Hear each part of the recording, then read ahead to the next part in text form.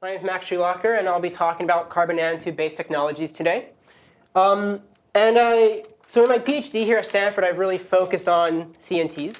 But I want to really emphasize some of the broader motivation behind this work, which is transforming new nanodevices and nanotechnologies, such as carbon nanotubes, which are really just of scientific interest, into actual working, useful nanosystems. So as a brief introduction, if we look at the last, 10, 20 years of electronics as any indication of what to expect for the next 20 years, there's certainly a tremendous amount of potential and excitement. There is definitely the potential and the ideas to continue to revolutionize electronic systems, especially given the growing prevalence of big data. Applications really range from biology. We're in genomics. There's this amazing statistic that over 15 petabytes of new DNA sequences are generated yearly, really opening the doors to personalized medication. To building smarter cities. It's projected over 50 billion sensors will be connected to the Internet of Things by 2020. And applications keep going on from retail to finance, healthcare, government. The applications are endless. And while this broad range of applications might seem like they have very little in common with one another, they actually share a very important common thread, which is their demand for increased computational power and increased energy efficiency, which is quickly exceeding the capabilities of electronic systems today. So the question is, how are we going to enable these new exciting applications? Well, historically, in the past, we had the answer, and it was with device scaling. We all know Moore's law. As we make transistors smaller, we can fit more in a chip. But it wasn't really Moore's law which dictated gains in performance. That was Denard's scaling. I think Bob Caldwell, one of the chief architects of the Pentium chips at Intel, really said it best when he said that Moore's law is what gives us more transistors, but it's Denard's scaling which made these transistors useful. Because Denard's scaling says that as I make my transistors smaller, I get gains in performance. And the problem is that while we might be able to continue Moore's law in the foreseeable future to, let's say, 14 or 10 or 7 or even 5 nanometer technology nodes, Denard's scaling has long been broken, ever since the early 2000s. So even if we can continue scaling devices, we are now seeing diminishing returns. So if the question is, well, where's the next, 1,000x in computational power and efficiency going to come from? It's unlikely that scaling alone is going to get us all the way there. So then what's the solution moving forwards? Well, there's a device-centric approach. Right? Maybe there's a magic device out there which will solve all of our problems. I, for one, don't believe that's going to be the case. As I mentioned, scaling is still going on, but is giving us diminishing returns. And there's certainly very important work looking at new types of physics like tunnel FETs instead of a MOSFET, which promise to be energy efficient. But these are really meant for the low power, low performance application space. Due to the limited drive currents, doesn't really compete when you look at high performance. So if the answer doesn't lie in devices, maybe it lies in architecture. And again, I do not believe that architectural solutions alone will get us all the way there. There's, of course, important work looking at ASICs and system on chips or SoCs. While these can give us significant benefits in certain applications, they come at a high design cost and also have limited applicability, because by definition, they are application specific. Additionally, there's important work looking at parallelism. We've seen the evolution from single cores to multi-cores to many cores. And while this certainly gives us improved processing power, just like device scaling, you see diminishing returns due to this pesky thing known as Amdahl's law. And we're still fundamentally limited by our thermal and power constraints of chips. So if the solution isn't in just devices or just architecture, what do we turn towards? Well, I believe the solution lies in nanosystems, which is when we can combine the benefits of using new devices and new nanotechnologies with the benefits of new systems and new architectures, which are inherently enabled by using these new technologies. I think there are two very important aspects of nanosystems. The first is being able to transform a new device into a new system. As an example, carbon nanotubes, we know they make a pretty good transistor. They have some unique fabrication processing They make great sensors for more and more applications. And the question is, well, what type of system or architecture do we want to build that really leverages and combines all of these benefits? Now, the second important aspect of nanosystems is, well, once you think of the system you want to build, you then need to build it.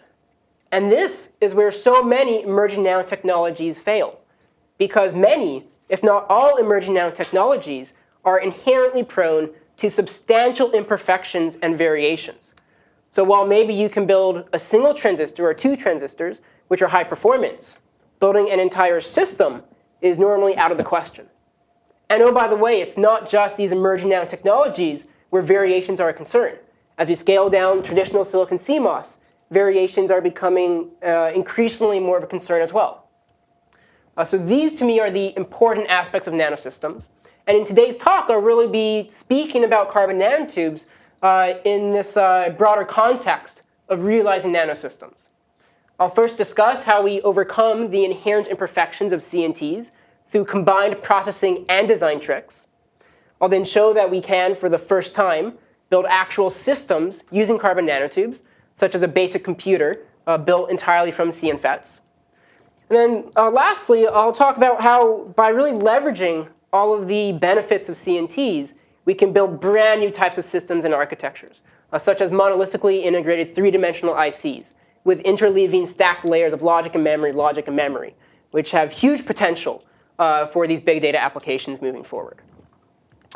So with that, let me introduce you all to carbon nanotubes. Let's make sure everyone's on the same page. So a carbon nanotube, or CNT, is essentially just a rolled up sheet of graphene to form a nanocylinder with a diameter of approximately 1.2 nanometers. A carbon nanotube field effect transistor, or CNFET, is formed by using the CNTs as the channel of the transistor with traditional lithographically defined source, drain, and gate regions. Here's an SEM of a CNFET we fabricated in our lab, showing the CNTs extending through the channel region beneath the gate. Now, once we have our CNFETs, the natural question is, how do you build a circuit? So I'll show you. Here's a schematic of a simple circuit, the simplest circuit, an inverter. We have P-type CNFETs in the pull-up network, N-type CNFETs in the pull-down network, and the design follows any traditional CMOS design flow. Now, I want to highlight that this inverter looks picture perfect. And that's because we've drawn in PowerPoint, obviously. In reality, we'll see that there are many obstacles towards realizing a working CNFET technology. But before I go into these obstacles, let me give you the motivation of why we want to use CNFETs for digital logic VLSI. So the motivation for using CNFETs is drawn from both experimental and theoretical work. Experimentally, it has been shown that CNFETs can scale to highly scaled channel lengths of sub-10 nanometers, and at these highly aggressively scaled technology nodes have the best drive currents compared to competing technologies. Additionally, CNFETs can operate at highly scaled supply voltages down at 200, 300, 400 millivolts, while maintaining their high drive currents, which is an important point. Now, because of these device-level benefits, we see significant gains at the system level. It's projected that systems built from CNFETs will achieve over a 10x benefit, an order of magnitude benefit in energy delay product, a metric of energy efficiency, compared to silicon CMOS for large-scale circuits. This is done on the entire Power 7 processor, the model of it. So in a world which cares increasingly more about energy efficiency, CNFETs, not just energy efficiency, but energy efficiency and computational power combined, CNFETs are a very exciting possibility. But of course, as I mentioned, despite this great promise, there are inherent obstacles which have really prohibited demonstrating systems using CNTs. And two of these inherent imperfections are mispositioned carbon nanotubes and metallic carbon nanotubes.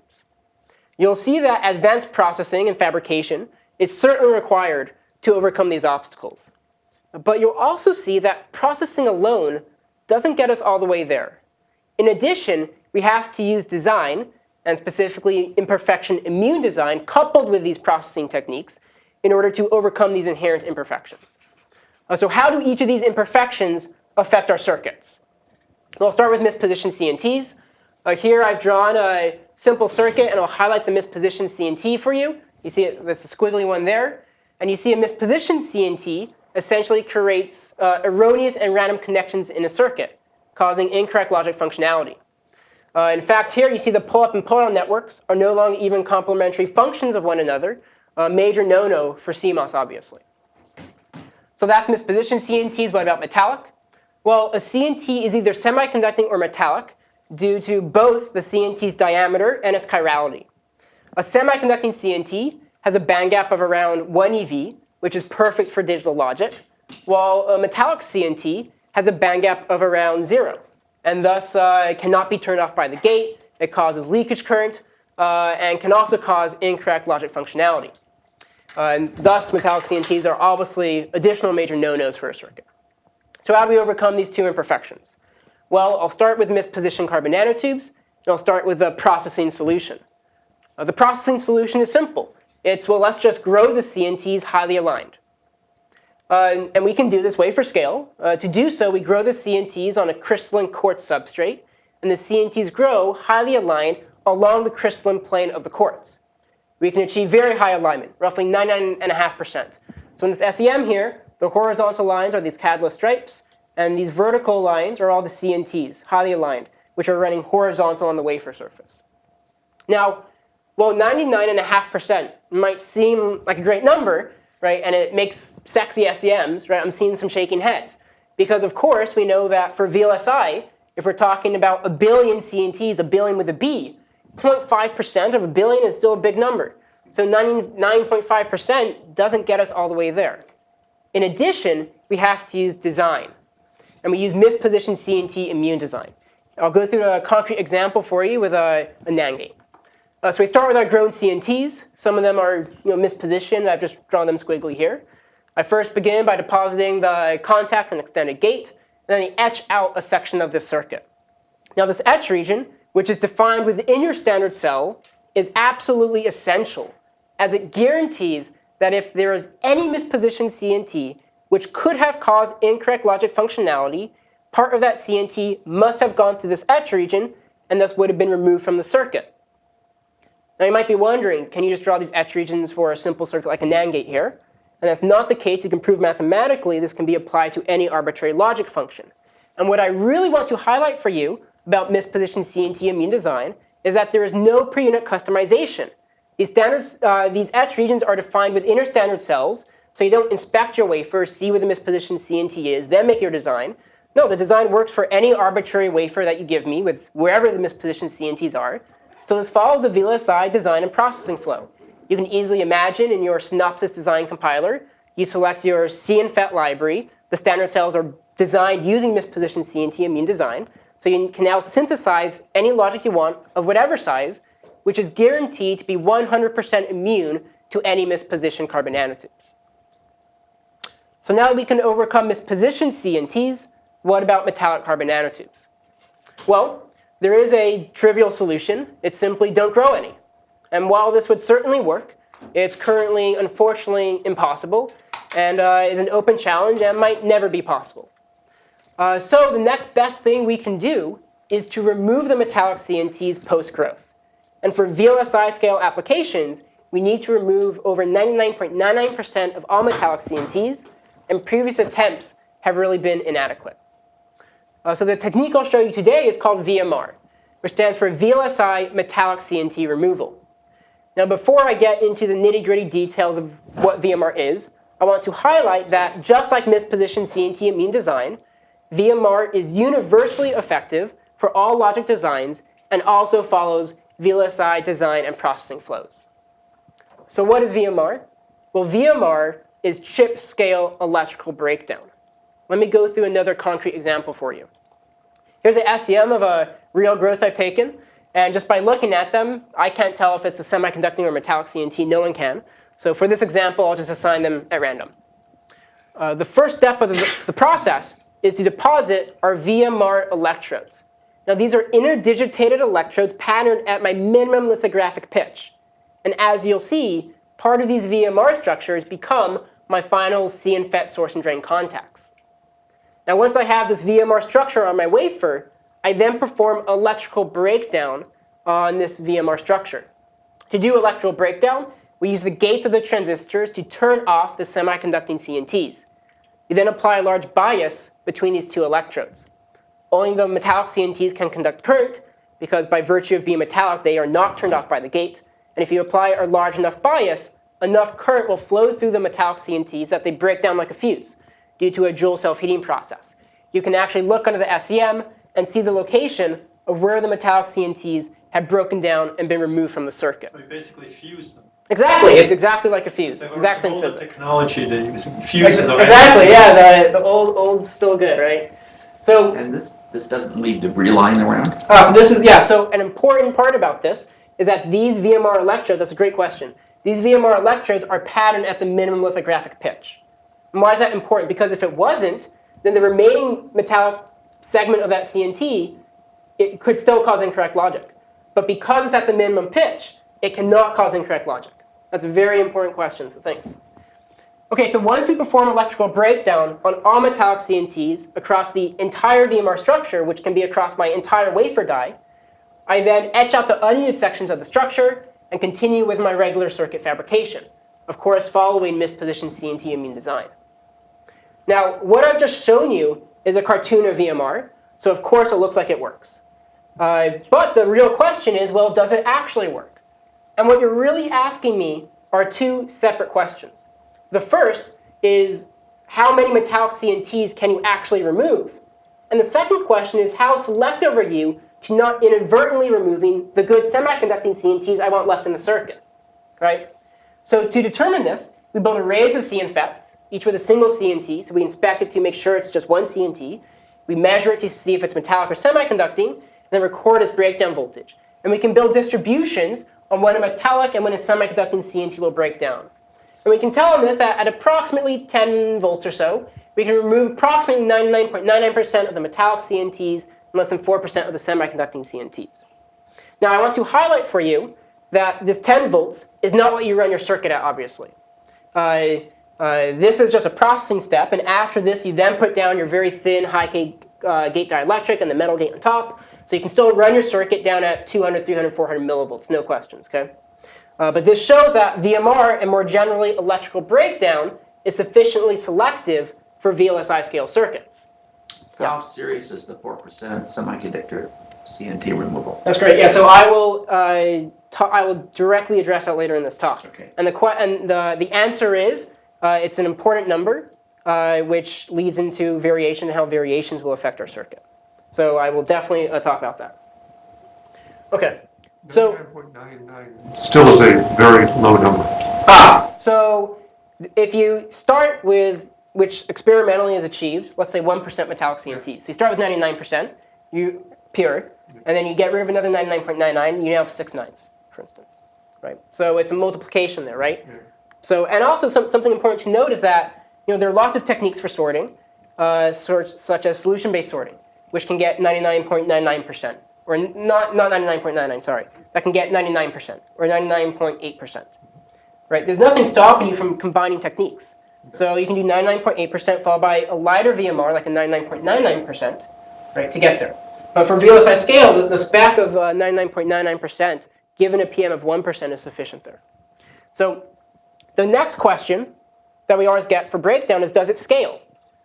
And I want to show you that in principle, yes, it does scale. And we can build CNFETs here with channel lengths ranging from 90 nanometers to 45 nanometers to sub-20 nanometer CNFETs.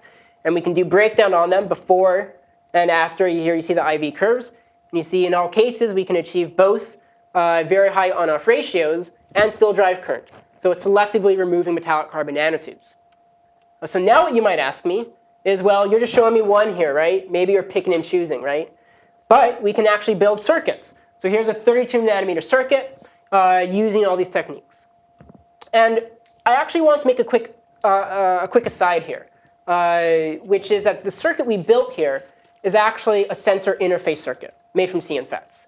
And what that means is that it's a circuit which converts the value of an analog sensor, like a capacitive sensor, into a digital output for a processor to read.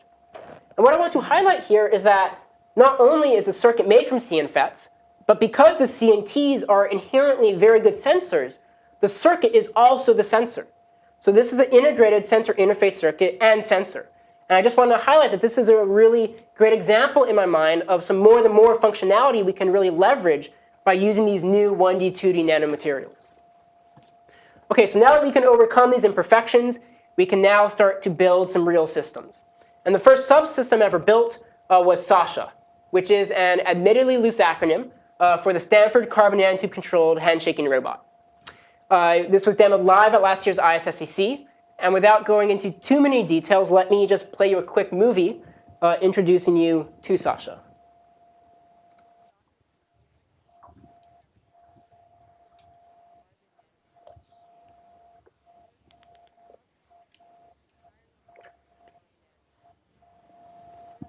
Product, the wafer filled with circuits made from carbon nanotube transistors. If we zoom in, we can see the individual dies, individual circuits, individual transistors, and the CNTs themselves at 100,000x magnification. We load the wafer into the probe station and hook it up to Sasha. The circuit that we've built is a capacitive sensor interface, which is basically a circuit which converts the value of a capacitive sensor into a digital output for a processor to read. Hidden in Sasha's hand is a switch, which swaps in or out of the circuit a capacitor. The CNT circuit measures this change in capacitance by changing its digital output. The computer averages this output from the CNT circuit, and based on the output from the CNT circuit, triggers Sasha to shake hands when it is grabbed. Now, let's let Sasha make some new friends.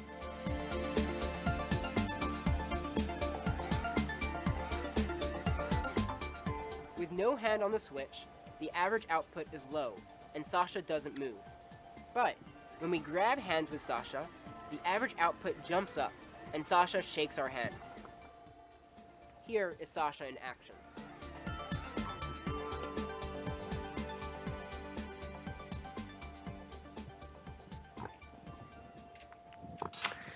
All right, so that was Sasha for you. So Sasha is an admittedly silly demonstration, right? I don't view the future of CNFETs as being handshaking robots. Though if it is, you did see it here first. So given its silly demonstration, Sasha does still show a very important point, which I want to emphasize for you, which is that CNFETs are now reaching a level of maturity where we can have live working demonstrations of systems. And that is an important takeaway message. So now that we can build systems, we can really turn our attention towards building a complete system, a basic computer made from CNTs. So let me give you some details about this computer. It's a single instruction set computer implementing the subneg instruction. We choose to do this because subneg, by definition, is Turing complete, which means that given enough memory and ability to address the memory, it can do any arbitrary computation. So it's very flexible. Here's a schematic of the computer. It has 4 basic stages: an instruction fetch stage, a data fetch stage, an arithmetic unit, and a write back stage, all of which is implemented using CNFETs. Here's an SEM of the entire computer. To give you an idea of size, it's a couple square millimeters in size, though that's almost completely dominated by probe pads, because we don't package this chip to sell it, of course, at least not yet. On the computer, you can clearly see where each of these subunits map onto the SEM. You can see the instruction fetch stage, the data fetch, the arithmetic block, the write back stage. And to highlight a couple important numbers for you, there are 178 CNFETs totaling tens of thousands of carbon nanotubes.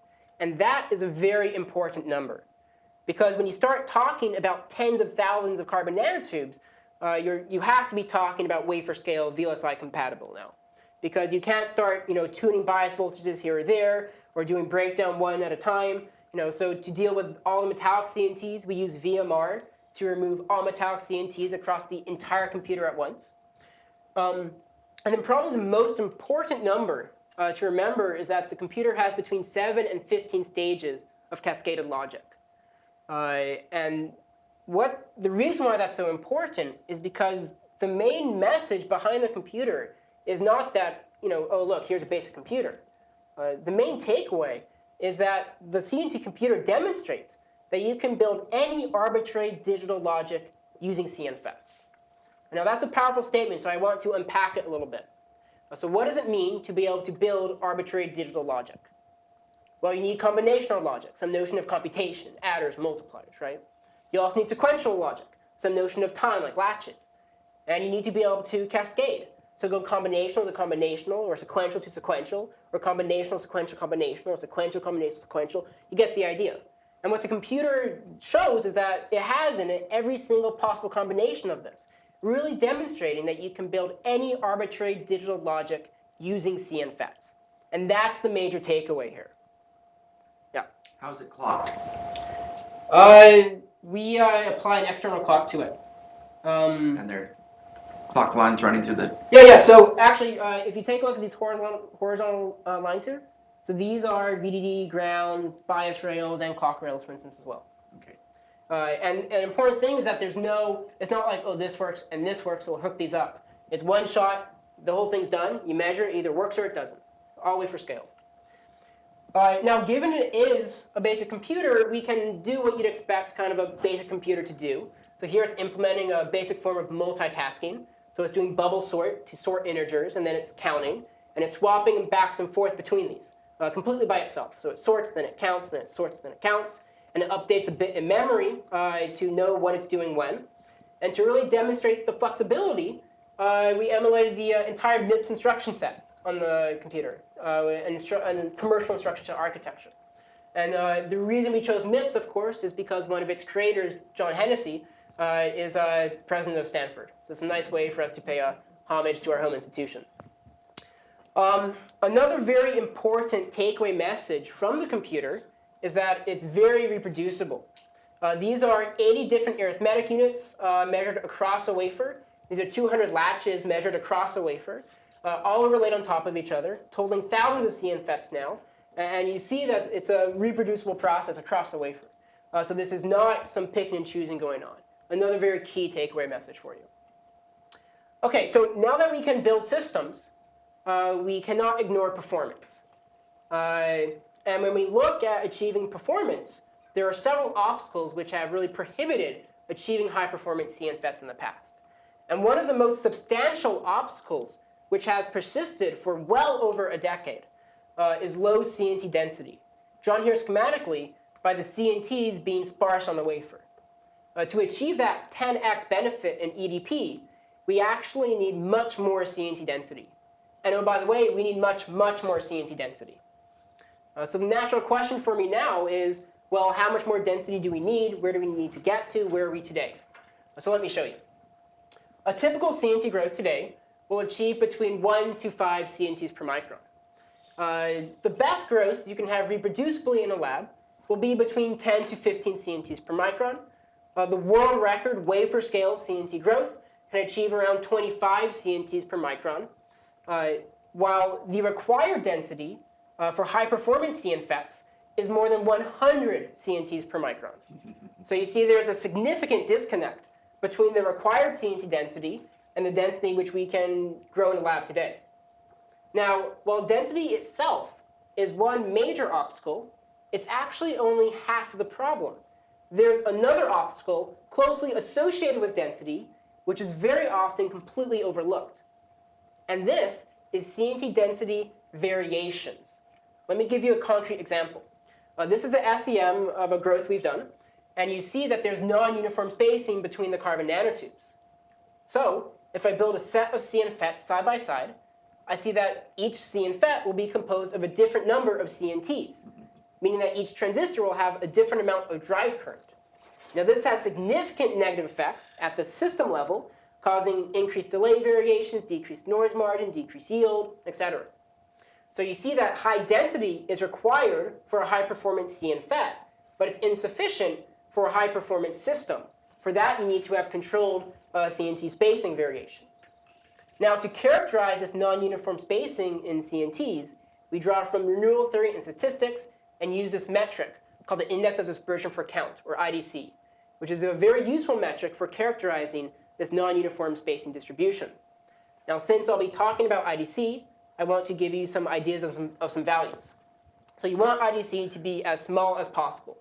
An IDC of 0 corresponds to perfectly uniform CNT spacing. This is the perfect case. An IDC of 1 would yield a Poisson distribution in the number of CNTs in a CNFET with fixed width. And a typical growth today, including our own, we've shown experimentally, is somewhere in between this, around a half. So now let me show you the technique we use to achieve both high CNT density while controlling IDC. And the technique is called CIDER, an acronym for Controlled IDC Density Enhancement by Repeated Transfers. The key to CIDER is a multiple transfer process, whereby we combine the CNTs from multiple different growth substrates onto the same target substrate, thereby achieving higher CNT density on the wafer where we will build our circuits on than the density we can grow on any individual wafer. Now I want to highlight that this transfer process actually has several very important benefits. First, I'll show you later, that can enable some very interesting new architectures, such as monolithically three-dimensional ICs. And secondly, and this is a more nuanced point, but I think equally as important, what CIDER really does is it also it relaxes our growth requirements by decoupling the requirement of IDC and density. I mean, right now, you need to achieve both very low IDC and high density, both of which individually are currently not feasible. You combine them, it's an even harder problem. So what CIDER allows us to do is decouple this and just focus on achieving a low IDC at a lower density, which we can grow at already, and then use CIDER to achieve the density. You're saying that reduces the variance? No, I'm saying it controls it, so it stays constant. You can do a growth which achieves your target IDC, which I'll talk about later, without worrying about density, as long as it's a reasonable density, and then you can combine them to achieve the density. Okay, so what happens if we just try some naive multiple transfers? Well, if we do one transfer, it works pretty well. Both the density and alignment of the CNTs is maintained. So let's just do this multiple times on top of it. And we see that by the third transfer, we have disastrous results. There is massive CNT bundling and aggregation. Clearly, we're not going to build high-performance circuits, let alone just circuits out of this. And oh, by the way, if you even try to do 4 transfers, forget about it. It wouldn't even stick to the wafer surface. You can only do a maximum of 3 transfers. So now let me show you the CIDER process, followed by telling you what it can accomplish. And I know this isn't per se a processing audience, but I do want to kind of show you how you actually do a transfer, because I think it's pretty interesting. So we start with our CNTs grown on our wafer, and we begin by depositing a thin layer of gold or copper. We then apply a thermal release tape on top of this layer of metal. We then prepare our transfer substrate, or our target substrate, and we take off this thermal release tape with gold and embedded CNTs and place it on our target substrate. We then heat this to 120 C to remove the thermal release tape. That's why it's called thermal release tape. Then we chemically etch away the gold, leaving the CNTs on the wafer substrate. Next, we coat this layer of CNTs with a very thin layer of polymer, about 5 nanometers thin. Now this polymer layer is absolutely essential, so keep this in the back of your mind. Next, we are free to do as many repeated transfers as you want. So for a second transfer, we get our second growth wafer. We recoat it with another layer of gold and thermal release tape. We transfer this on top of the target wafer. We remove the thermal release tape and gold. We coat it with another thin layer of polymer. And we just keep repeating the process for as many times as you want. Are there any alignment issues? So that's a good question. So right now, how we do the transfers is, well, by me. So it's me sitting in the hand doing this optically aligning. Now, it turns out your eyes are actually exceptionally accurate to rotational alignment, like microradians. It's remarkable. I think that's the number. But this can easily be done by a machine, which can simply pick it up, move it over, and put it down. And also that being said, what alignment ends up contributing to is variations. And it turns out the alignment doesn't affect, as long as it's a reasonable amount, certainly even just what I can do by eye, doesn't end up affecting the circuits. So what goes wrong in the third one? You said you can only do it up to 3 times. Oh, so for It's this... disastrously bad. So Sorry? Sorry? You said before you cannot do it more than 3 Oh times. yeah, so if you do a naive transfer, just sticking it on the wafer, just keep doing that over and over again, you can only do 3 times. And I'll show you that with this process, we can do an arbitrary number of times for practical purposes. The other one. And here, I'll show you right here actually, 13 times. So we start with what we can grow 8 CNTs per micron. That's for 1 transfer. And then we do 13 transfers and we can achieve over 100 CNTs per micron. Because you're isolating them. Exactly, right? And what I want to show you, I glossed over a little bit of the process, but a really key part of that is that polymer layer, because it essentially acts as an epoxy for the transfer to adhere to. The adhesion energy of the transfer to the substrate, which is how well it adheres to the substrate, greatly increases with the polymer on there, with no versus just a blank oxide substrate by over 600%. And what I want to highlight for you is that in the back of your mind, you might be thinking, well, this sounds like pretty sketchy. It's like a little Scotch tape-based transfer method, right? How could this ever be manufacturable? And what I want to show you is we can look at, since we don't think in terms of adhesion energy units, joules per meter squared. But there are other processing steps. For instance, the adhesion between a low-K dielectric to a copper metal wire for a CMP damascene process. And there's an adhesion threshold for that dielectric on the metal wire. And the CIDER adhesion energy actually exceeds that, which really shows that this is not some sketchy process, but rather a manufacturable wafer scale robust process. And that is a very important takeaway message. Okay, and again, these aren't just pictures of pretty aligned CNTs. We can actually calculate the IDC across these transfers and show that the IDC maintains a starting growth IDC of around a half. But what we really care about are not just pretty pictures, but electrical performance. So you can see this is for a set of 50 CNFETs, a channel length of 400 nanometers, supply voltage of 1 volt. You see that we can achieve very high drive currents, around 350 microamps per micron on average, with drive currents approaching 600 microamps per micron. Now, if I just showed you this, you'd say, hey, well, that looks good, but your on-off ratio is 2. There's massive leakage current. This is not going to build a high-performance circuit. It won't even build probably any circuit, actually. And you're completely correct. But what I want to show you is we know how to deal with this problem. This is due to metallic CNTs. So we use VMR to remove the metallic CNTs. And now for the same set of 50 CNFETs, we can achieve very high on-off ratios, an average of over 5,000. But now you might ask me, well, the current has decreased, right? So I'll show you this explicitly for the same CNFET before and after breakdown. You see the current does indeed decrease. But this is expected because we have intentionally removed the metallic CNTs from the CNFET. And in fact, if we take into account that a metallic CNT doesn't have a band gap of exactly 0, its on-off ratio isn't exactly 1, we measure, let's say, 1.4, we can actually calculate that we're retaining after breakdown over 90% of the maximum possible current that could be achieved, really showing that both CIDER and VMR are not degrading the performance of our CNFETs. So now that we have these seemingly high-performing CNFETs, the question is, well, how high performance are they? And to determine this, we can benchmark them against silicon transistors using commercial foundry PDK models of silicon transistors in production. So to do this, we take the foundry PDK model, and we begin by normalizing the device geometry. So we set them to the same geometry as our CNFETs, the channel length of 400 nanometers with the 1 micron. We then set the biasing conditions the same, so 1 volt supply voltage. And importantly, we set the VT to achieve the same off current as our CNFETs. So this drive current is benchmarked for the same off current, obviously, which is important. And then we extract the drive current, given the same maximum gate field, to normalize for differences in EOT, or oxide thickness. And essentially, at the end of the day, we see that our best CNFETs can achieve between 82 to 94% of the drive current of silicon-based transistors, showing that really for the first time, our CNFETs are now competitive with silicon-based technologies. So now that we're talking about really achieving performance, for systems, we cannot ignore variations. Yeah?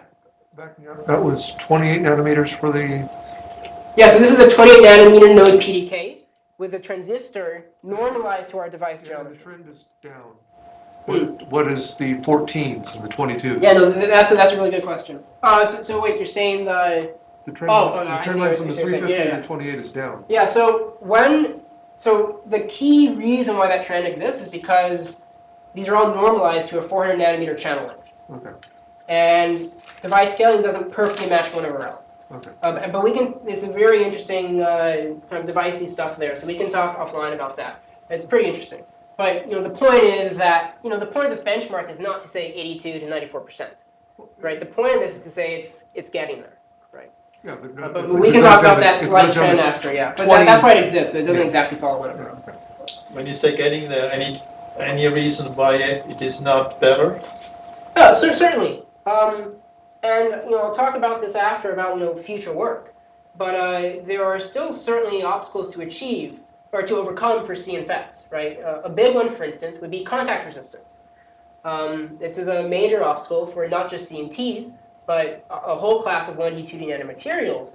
And oh, by the way, not just these emerging nanotechnologies, but when you scale down, it's also a problem for even silicon, for any technology when you scale. So there are certainly obstacles which still need to be overcome.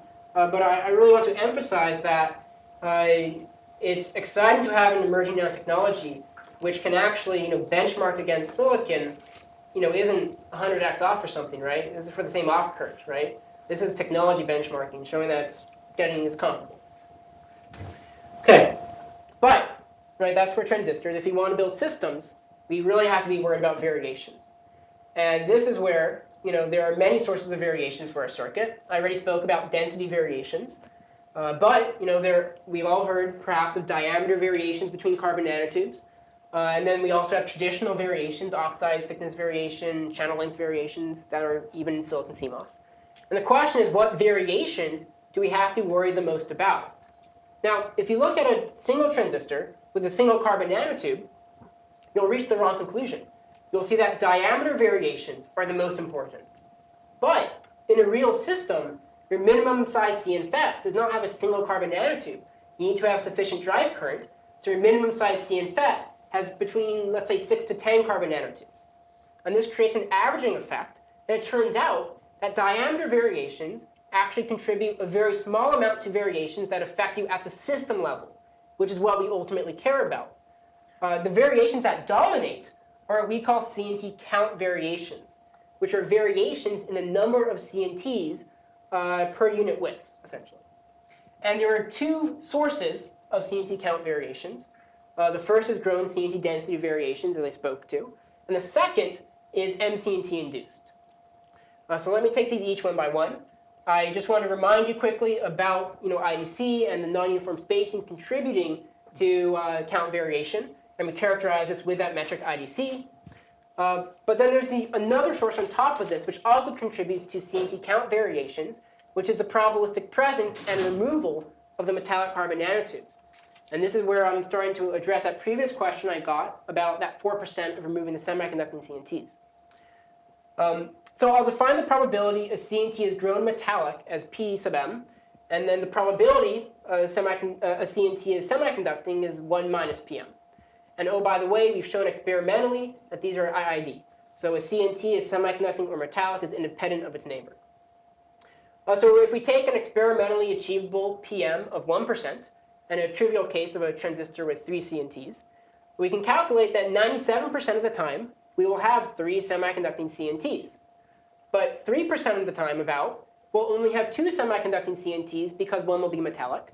And 0.001% of the time, they'll all be metallic, which is a non-trivial percentage again for VLSI scale circuits. So you see how just the probabilistic presence of metallic CNTs contribute to count variations. Now, on top of that, we also have a probabilistic removal of the metallic carbon nanotubes. I'll define the probability a CNT is removed, given it is metallic, as PR sub m, and the probability a CNT is removed, given it is semiconducting, as PR sub s. Now we know from VMR what these numbers are experimentally. PR sub m is 99.99%, PR sub s is 4%. So we can calculate that given that case of having 2 semiconducting and 1 metallic carbon nanotubes, 90% of the time, it's the best case. We only remove the metallic CNTs. But hey, 0.2% of the time, we remove everything. So you have device failure. So you see how both the probabilistic presence and removal of the metallic carbon nanotubes contribute to count variations. OK, so what's the solution? Well, one solution is obviously don't do nothing, or don't do anything. But then we don't have a technology. So this is a suboptimal solution, it's fair to say. There's another solution, which is to upsize everything. This will average out variations and your circuits will work, but it comes at a huge energy cost. So it defeats the purpose of using CNFETs in the first place. So I'll show you that we can actually engineer specific CNT correlations into our circuit, which can give us big benefits. And the trick here is to remember that CNTs are one-dimensional nanostructures. In this slide, there are these vertical wires running on the side here. So if I build two CNFETs side by side, they're composed of different CNTs, and thus are uncorrelated. But if I put these two transistors on top of one another, I see that they are composed of essentially identical carbon nanotubes, and thus are highly correlated. So you see how through placement you can engineer correlation and uncorrelation into your circuits. And we can use this to our advantage with aligned active layouts. Let me give you, So no tube is both, you never have the case where a single tube is both conducting and semiconducting and metallic. That's a good question. Yeah, so it's been experimentally shown by building FETs along the length that a CNT maintains its chirality. Now, if it didn't, right, then that would simply affect, you still have correlation, it just wouldn't be 100%, right? Okay. So the same concept still apply. And for instance, this is actually, if you notice in this SEM here, there's one CNT which doesn't go all the way through, right? And why do we use this? Is it because we can't find an SEM where they're perfect? Of course not. It's hard to find this actually. It doesn't happen often. It's to just make that point that, and I say that correlation is not perfect, right? They're just highly correlated, which is key, right? You can take that into your design, right? How much correlation you have. If you have a kink, I thought you can change it from metallic to non-metallic or vice versa. Oh, okay. So You're assuming they're straight. yeah. So it depends how the question is phrased, and I think getting really into this, the jury's still out. I've seen kind of a few conflicting things on this. It's a very difficult experiment to perform, but again, it's a very small percentage. So it just affects how much correlation you can count on when you design your circuit. So it's just another design thing that you put inside your design framework. So it's not a fundamental obstacle if it does, for instance. So worst case, even without a kink, it still changes. But we know it happens very infrequently, so the correlation is still there. So how do we use this correlation? Well, I think you can kind of see how. It's through aligned active layouts. So let's say we have a circuit with 1, 2, and so on and so forth CNFETs. So the probability that this circuit works is the probability that the first CNFET doesn't fail, and the probability the second CNFET doesn't fail, and the probability the third CNFET doesn't fail, etc. Now, if these are all uncorrelated CNFETs and completely independent, these ANDs are multiplies, and the bigger my circuit becomes, the probability that the circuit works exponentially drops. But you see that they're all aligned, right? So now all of these transistors, the probability that one works will be approximately equal to the probability that any of the CNFETs work. So these ANDs become approximately equals, and no matter how big the circuit becomes, the probability of the circuit working will stay at the probability of a single transistor working. And this can give us big benefits. So this is an example of how you can engineer correlations into your circuit to reach a better design point. But now, you want to do even better. And if you want to do better, you need to start improving the processing parameters. So how does this work? Well, you have a scientist in the lab who's working on, the science stuff, right? This is what I do typically. It's looking at, improving these parameters I've been talking about. IDC, this is the spacing variations, right? Or PM, more pure growth, etc. You also have a designer who's working on these VMR structures and these aligned active layouts I showed you. And their task is, combined, they somehow need to reach the best design point for their circuit, which means they have the best noise margins, the best delay variations, the best yield, etc. And the question is, well, how do they do this? Because the design space is huge. So we start here. This is with our variations we have today. All these numbers I've been talking about, IDC of a half, PM of 1%, a PR as 4%, let's say. And every edge on this graph is a different processing parameter I can tweak. And without knowing what parameter should I tweak, we don't know which line to go down. So for a large time, a large amount of time, it's been let's focus on improving the purity of our growth, improving PM. So if we can go from 10% to 5%, we can get big benefits. But if you just focus on improving one parameter, you quickly reach a regime of diminishing returns. So just focusing on one parameter is very inefficient. So we can instead say, well, let's actually stop at 5%, because that gives us big benefits. And now let's improve IDC, the spacing variations, just slightly, from 0.5 to 0.25. And now we'll improve PR sub S, of 5% to 2.5%. And you see how by how improving each parameter just slightly, you can reach a much better design point than by just focusing on one parameter. And this again really emphasizes the importance of being able to look at how variations at the device scale affect you all the way up at the system level. What if you go back to chirality? Sorry? Do blue, yellow, and then another blue. Yeah, no, so what I'll say about this, and this is a very important point, is that while you're going down this optimization, right? What do you want to do, right? There, you can always tweak things additionally, right? And this is why it's important to be able to explore this big design space. If you're doing, let's say, Monte Carlo, it's very time-consuming, right? So there are other students in our group.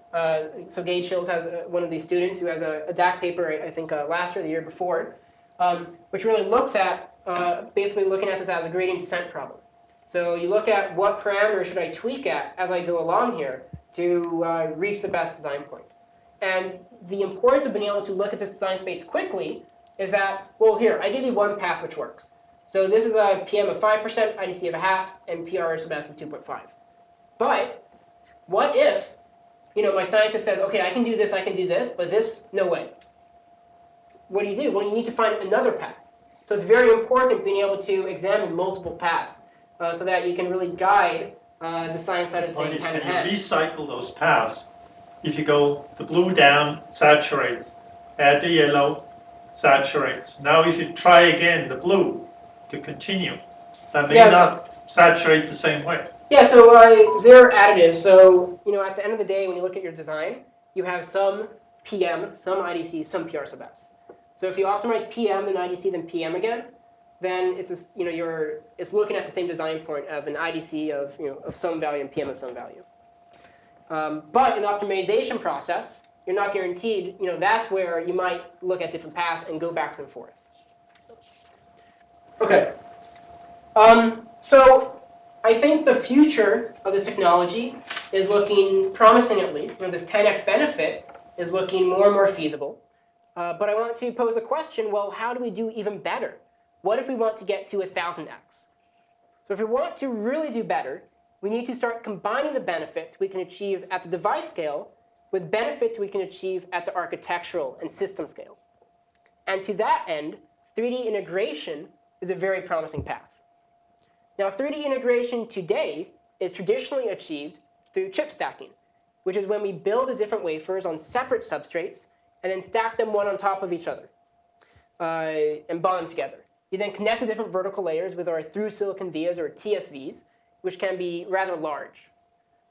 Now, what I'll be talking about is monolithic 3D integration, the dream of 3D, which is when we can fabricate each of these different vertical layers directly on top of one another, all on the same substrate. This allows you to use conventional nanoscale interlayer vias, or ILVs, to connect different vertical layers of the circuit, which can be orders of magnitude, 1,000x denser than the larger TSVs. And this allows us to have a massive increase in connectivity between the vertical layers. And where we can really leverage that is when we use monolithic 3D to stack layers of logic and memory on top of one another. Because now this massive increase in connectivity between the vertical layers directly translates to a large increase in our logic to memory bandwidth, which can have significant positive impacts on our system level performance, both in terms of energy and performance. I'll give you just 3 examples how so. Of course, this is not an exhaustive list, right? So first off, the memory access time is reduced.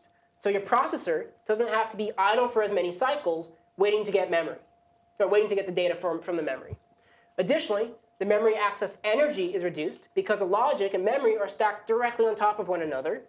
And the resource contention is also reduced due to this wide connectivity between the vertical layers. Now, despite the promise of monolithic 3D, there's always a catch, right? And the catch here is that it's hard to build. The processing temperature for all of these top layers has to be very low, below 400 C. Anything above this, and we damage the bottom layer circuits and the low temperature metal interconnects. And it's particularly a problem for traditional silicon CMOS, which has traditionally very high processing. For steps such as dopant activation and annealing, you're talking at temperatures above 900 to 1,000 degrees C, well above this thermal budget. So we can really leverage these new emerging nanotechnologies to enable monolithic 3D integration. Because these emerging nanotechnologies, as I'll show you, can be fabricated at very low processing temperatures, below 200 C, well within our thermal budget. For logic, I'll show you we can use CNFETs. Obviously, as I've been talking about, a very promising technology for digital logic. And for memory, there's a whole host of emerging memories we can choose from. RRAM, STT-RAM, CB-RAM. You really choose what's best for your application. Today, I'll show you examples using RRAM. And what I really want to highlight about this approach is that we can really now combine the benefits at the device scale and the architectural scale. Because not only do these new devices enable this architecture, which gives us a lot of benefits, but we now also get the benefits of using these new devices, these energy-efficient, high-performance devices. So how do we build these 3D ICs, these monolithic 3D ICs?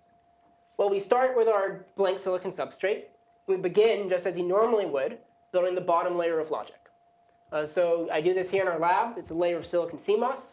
And I want to make two very important points here. The first is that the processing temperature for the silicon is very high, as I mentioned. Our dopant activation annealing is 1050 C. So the silicon can only be on this bottom layer, not anywhere else in this 3D stack. Now, the second point I want to make is, well, why do we do this on silicon? Is it because we have to? No. This could be a layer of very high-performance CNFET logic. We choose to do this on top of silicon CMOS to demonstrate that not only is everything you've seen today wafer scale and VLSI scale compatible, but also silicon CMOS compatible, which is a very important point. Because no matter how promising a technology becomes, we have to realize that silicon CMOS is, at least in the foreseeable future, an indispensable technology. So being compatible with silicon, both in terms of design and processing, is very important for lowering that threshold of entry. So once we build that bottom layer, we then need to build, or get ready to build the second layer on top. So we first deposit interlayer dielectric and passivation layer, an ILD, with a low temperature PCVD oxide, followed by etching and filling our metal vias. And I want to re-emphasize that these can be our conventional nanoscale ILVs, very, very dense, because this is monolithic 3D integration. Now that I have my ILD and ILVs, I can then build the second layer of the 3D IC directly on top, and we choose this to be memory, and a layer of RRAM.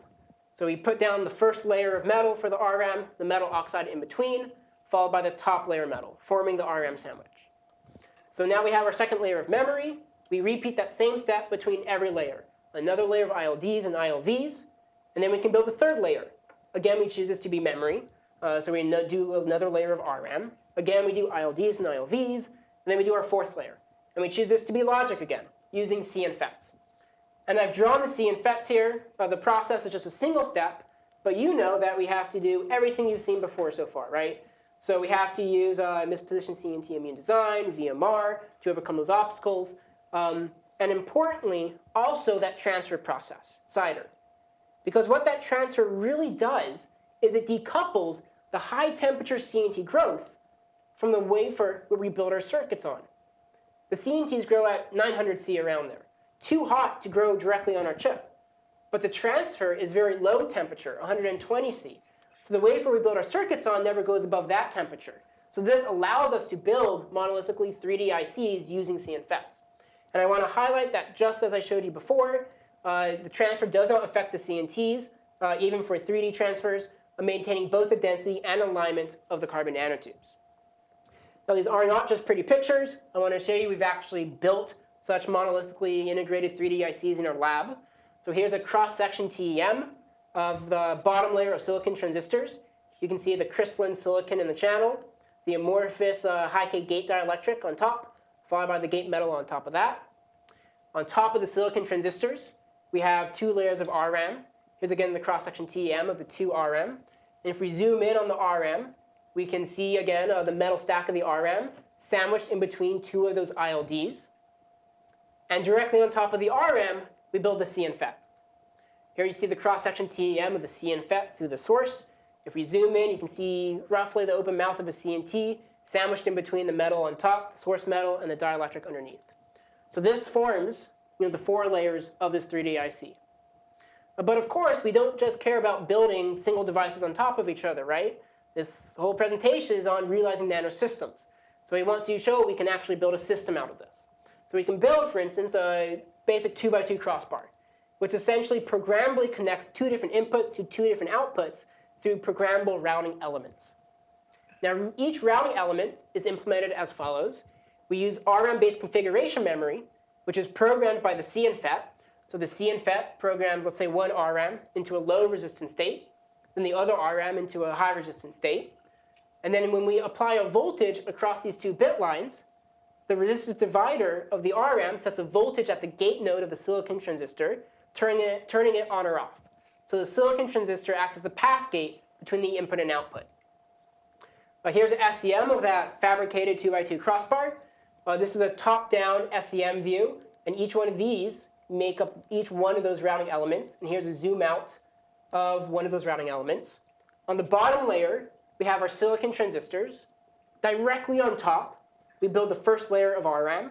Directly on top of that, we build the next layer of RRAM. And directly on top of that, we build the CNFETs. So each of these layers, the silicon FETs, RRAM, CNFETs, are built directly on top, overlapping one another. Here's the results showing you the crossbar actually works. So we begin by programming the crossbar to connect in1 to out1 and in2 to out2. We measure the currents between the inputs and outputs, see that's indeed the case. And then we can reprogram the same crossbar and connect in1 to out2 and in2 to out1. And again, see a correct functional operation. So now that we can actually build systems using this integration scheme, I think this really opens the door to enabling some very exciting abundant data applications. Because in my mind, when you think about what you need for these new applications, we can break it down into three parts. The first is we need to create this abundant data or this big data, right? The creation of the data, which involves sensors. And for some applications, we might want millions of sensors. And it's very difficult to package those all to fit inside of a cell phone. And on top of that, if you need to upload this all into the cloud, you have a data deluge. So building it on a chip, is a great way to overcome this. Now, once we create the data, we then need to move it around the chip. So this is the communication of the data. And this is where we can really leverage these new architectures using monolithic 3D and these very dense interlayer vias connecting the different layers, from the sensors down to the chip, and then in between the layers of logic and memory. And then once we can actually move the data around, we then need to compute on this massive amount of data. And this is where these very energy efficient 1D, 2D nanomaterials come into play for building energy efficient transistors and memory. And what I really want to emphasize here is that all aspects of this, whether it's the sensors or the 3D integration or the energy efficient devices, are really inherently naturally enabled and well suited by using these new 1D, 2D nanomaterials. And they make great sensors. I showed you it can enable very energy efficient devices and architectures. I think it's a very promising path forward. Now that being said, there are still obstacles to be overcome. On the device scale, especially when we scale down, contact resistance will be a major issue, as I spoke about, but not just for emerging technologies, also for silicon. The dielectric interactions between the oxide and these new materials has to be studied. There are very interesting questions at the system level, such as how does our system design change? What sort of memory hierarchies do we want to use? And what about the power dissipation of these layers directly on top of each other? And what about yield across these different layers? And there are also very interesting questions when we talk about applications. Now that you can build such a chip, how do you really want to leverage all this data to do something very useful? And what I think is even more interesting is based on the application, how does then that impact your system and device level requirements, really making this a closed loop optimization process? And I guess I'll summarize and end by saying that while I think nanosystems certainly have obstacles moving forwards, I like to view this as seen as nanosystems have many opportunities moving forwards. So in summary, I hope I've been able to show that we can now build systems using CNFETs, whether through Sasha or through that basic computer, and that these systems can really have some more and more applications, such as that integrated sensor-sensor interface circuit. And it's not just we can build systems, but we can now try and get performance as well with these high-performance CNFETs that can now compete with silicon and scaling down to highly scaled channel lengths.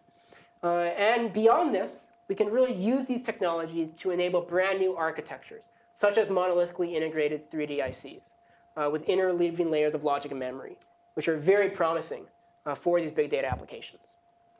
So with that, I'd like to acknowledge all of our collaborators and all of our sponsors for their support. I'd like to acknowledge you for your kind attention and your interactions. I really enjoy that. And I guess, well, you said this is like a defense, so people ask tough questions now, right? And so yeah, I think I'll wrap up, and thank you. Appreciate it. What would you say the biggest challenges are right now to using this technology to making a competitive processor to the current commercial ARM processors? That's a really good question. So for anyone who didn't hear it, I'm sure you could have, but it's basically what are the big obstacles towards realizing a processor that compete with silicon, right? Yep. ARM processor or otherwise, right? Yep. And so I think there are several different ways to approach that. From the device scale, I think certainly the biggest obstacles will be contact resistance. And then a second very important obstacle will be controlled doping to get complementary logic, especially using CNTs and these new materials, because the doping can be very challenging. But what I want to say about that are two things.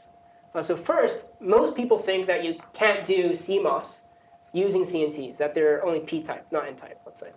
And that's probably the single biggest misnomer in CNT land. It's not true that they're inherently P-type. And intrinsic CNT is intrinsic, right? It depends on what metal contacts you use to form the Schottky barrier to whether it's P or N-type. And we know that we can build N P-type CNFETs.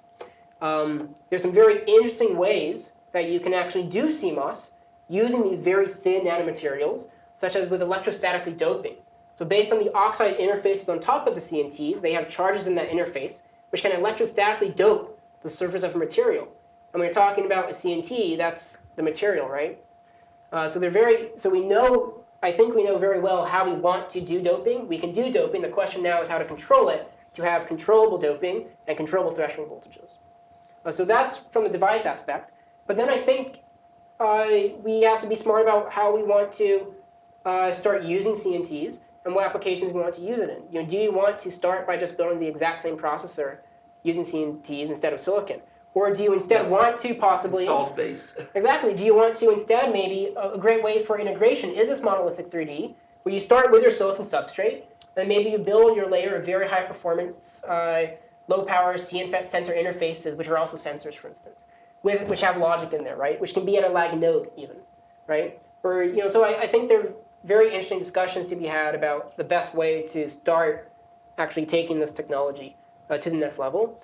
And that being said, it is getting industry attention. There's great work done on CNTs from IBM, for instance.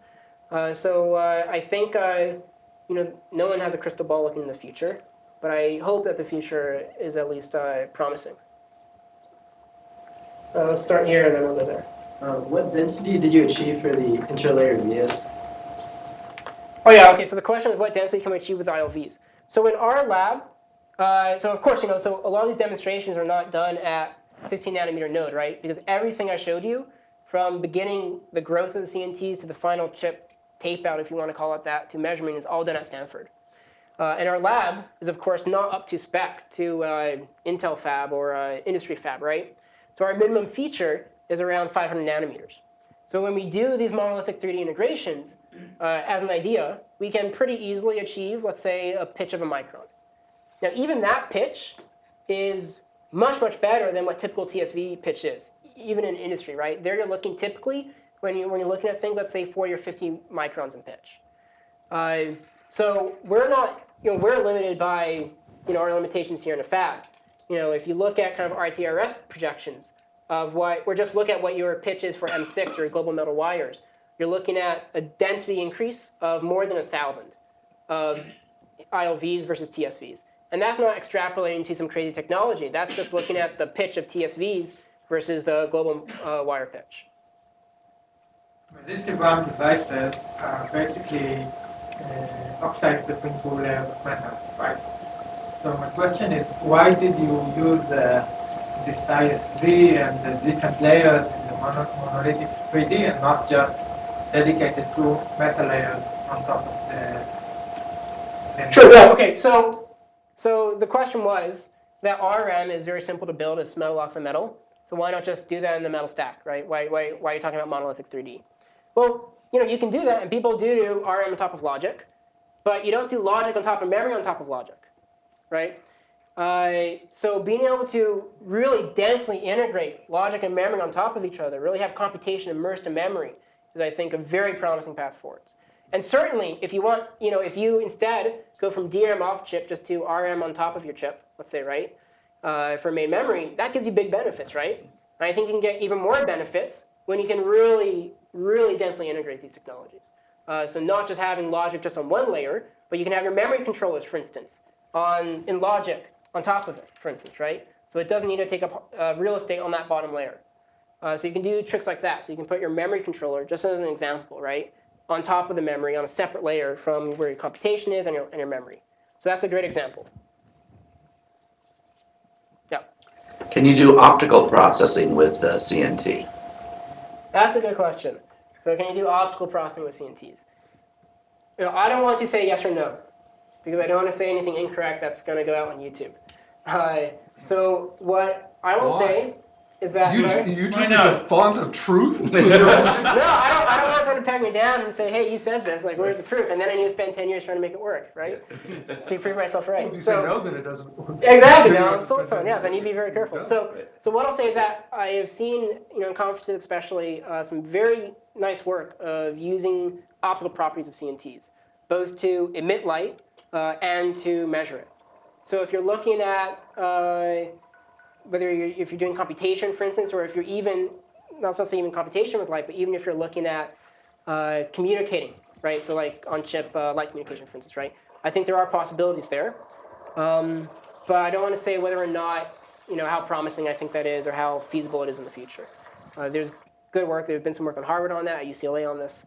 But that's kind of where I'll leave that.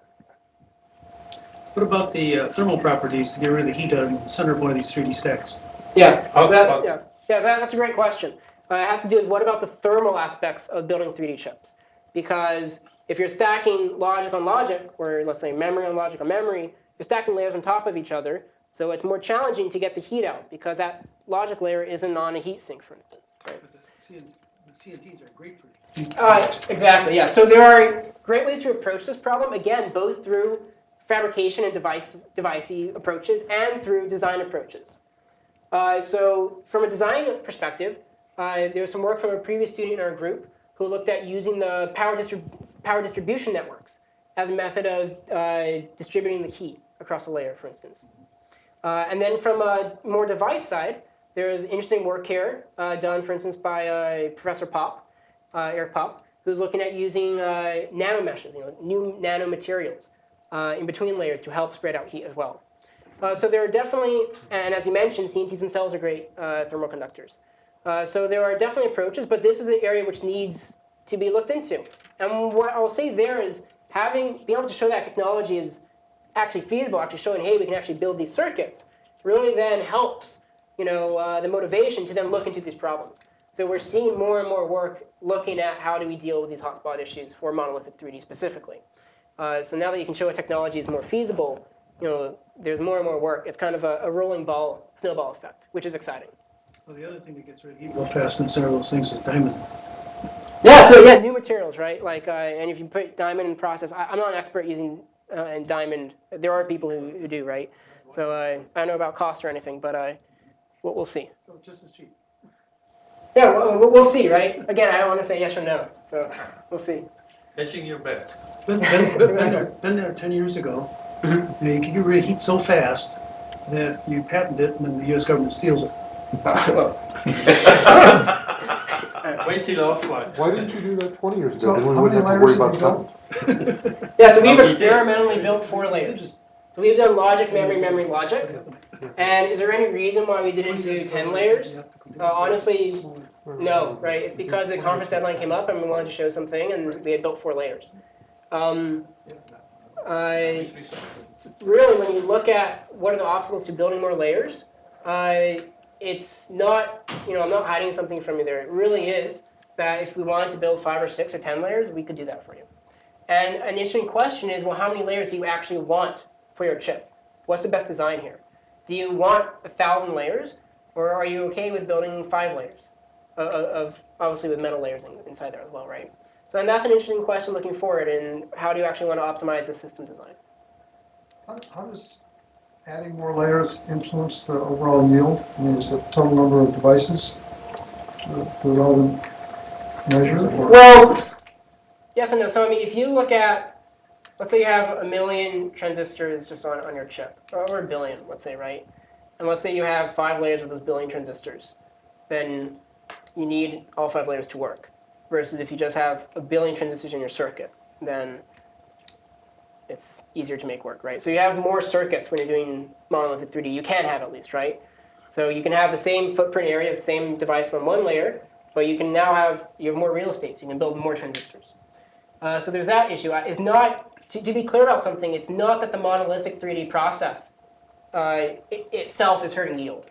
So we've shown that the 3D process doesn't affect the layers below it. And that's because of the low thermal processing. So that's an important point. When I'm talking about yield, it's because we have more devices across more layers. It's not because the 3D process is damaging the bottom layers. So if you build 1,000, the probability of damaging the bottom layer increases. So it's not that. So the interconnect is reasonably reliable. Oh, sure, yes, yes. So this is, so this doesn't involve wafer bonding or TSVs or where you can have cracks or something. This is really just regular fabrication. You go up to your global wire layer, and then you can build your next layer of logic or something directly on top of that. So the processing really doesn't change between these layers. And there are no significant alignment issues going up the stack. Oh, that's another really key point. Because we're not doing bonding, the biggest, I don't want to say the biggest because I don't want to talk in absolutes, right? But a very big source of misalignment in your process is not, your overlay accuracy for lithography on the same layer is very good, right? Mm-hmm. A big source of misalignment comes in the actual bonding, right?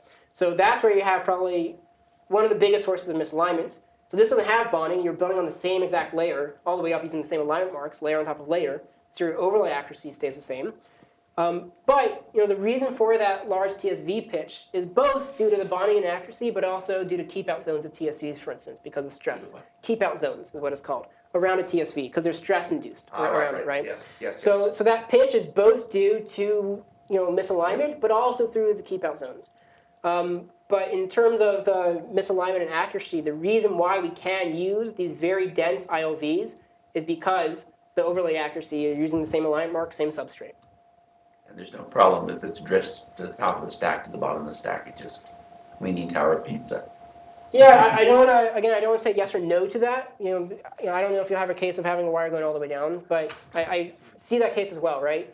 So I think they're very interesting. I mean, this certainly gets into the space of more of a, industry designer when they look at something like drift across too many layers, right? But yeah, I think there are going to be interesting ways to approach that issue. Yeah. I want to dominate this. What are the trade-offs between using the different kinds of these new RAMs? Do you want to use our RAM or one of the other guys, or? That's a good question. So I'll say that all of these new memories are looking very exciting. So if you browse through the proceedings of the most recent IDM, right? You see real significant size chips using RM or STT or whatnot. So these are very promising memory technologies, and which have different characteristics. They have different write speeds, different read speeds, different latencies, different energies associated with them. So I think one possible configuration, just to give you an example, where you can still use SRAM for L1, and for L2 you can use STT, and then for your main memory you can use something like RRAM, because you also have to take into account, especially for these new memories, how many times you can write to them. Yes. Right, and this is where you can. It also depends on the application, right? So it becomes becomes interesting. So I think that route, for instance, RRAM for massive, because it's very simple, it's very dense for a main memory on chip is a promising route. Can this be the last question? I need to get out of here. Sure, and we can stick around after and ask questions. Sorry. Yeah, we can. We usually close down the gay hammer and then he can tell us. Then we can tell us the truth. No, there's I want to change my story. That's the plan. Yeah. Yeah, last thought.